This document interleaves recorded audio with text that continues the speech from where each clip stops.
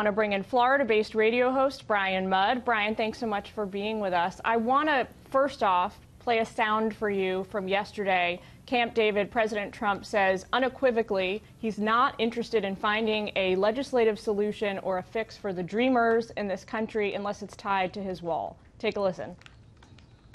We want the wall. The wall's going to happen or we're not going to have DACA. We want to get rid of chain migration. Very important. And we want to get rid of the lottery system. All right, now we thought, because he's expressed many times that the president cares deeply, personally and from a policy perspective, about dreamers. Not so sure that that's the case if he's tying it to funding for the wall. Well, there's no question that DACA is a very hot-button issue, including here in South Florida.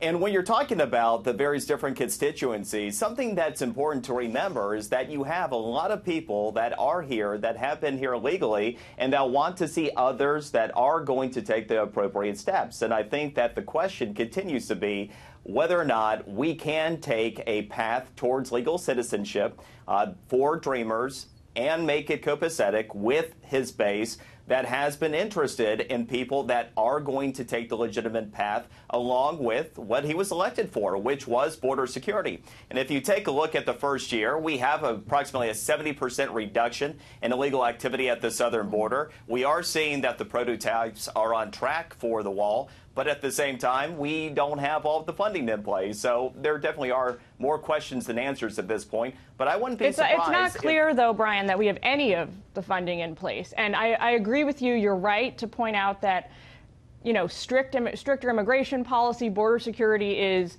the president's prerogative. It's really, he's got a mandate at this point. It was a core campaign platform issue for him that got him elected. But just Friday, the administration threw out this new $18 billion number for the wall. It seems sort of at best, you know, a high mountain to climb between now and January 19th to get that amount of money in place. So when he ties it to relief for dreamers, it seems like he's saying he doesn't really care. Well, there's something that's interesting about the funding that's been strategically smart right along. A lot of people thought we didn't have the funding we needed for the wall. Well, the president, about a year ago, not long after he was inaugurated, actually issued an executive order with a timeline. And it called for a series of prototypes to be vetted for potential construction for the eventual wall. And what we saw was that he got the necessary funding for those prototypes, and everything is on track. Whether the number is $5 billion, $10 billion, $18 billion, up to this point, he has been able to incrementally receive the funding that is required. And I wouldn't be surprised if that isn't the next approach. You don't necessarily need every last dollar in this budget deadline deal, but if he has enough to continue down the path, then he can continue with these incremental steps, and he might end up with his long-term objective. And who knows? He's crafty enough, he might just find a way to make Mexico pay for it after all. Well, we'll see about that. I want to, while you're here, make sure that we get your take on what's happening on the ground in Florida right now. You know, Floridians are going to be hit especially hard if there's a government shutdown, because, as you know, the state's waiting for disaster relief in the wake of this atrocious hurricane season that just passed. So can you tell me the sense you're getting from folks there now, how they feel about this? Is there a lot of anxiety?